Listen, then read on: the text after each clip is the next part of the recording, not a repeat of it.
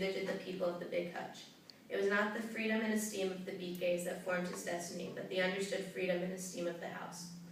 Not once was Esternome described as having respect or jealousy toward the white Beatgay and his family, but he was consistently inspired by the structure of the Big Hutch. Chamoiseau states that, quote, "The view of the frame probably determined the course of his life, his destiny," end quote. It was his impression, his personal opinion of the house and its admirable present that excited his conquest of city.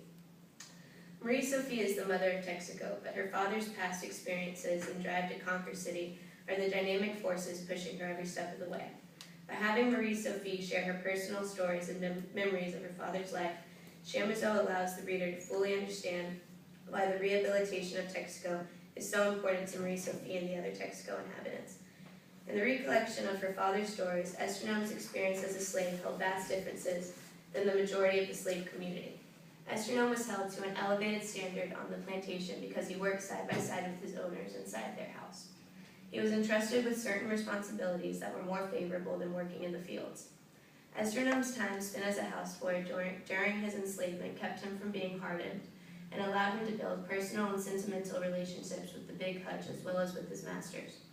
These connections led his desires to want to build city based on the beauty and complexity of the Big Hutch.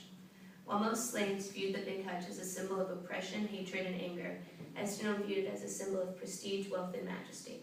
His account of the Big Hutch allowed him to believe he was capable of personal elevation, which would lead him to personal freedom and liberation, as well as to the rise of Texaco. The end.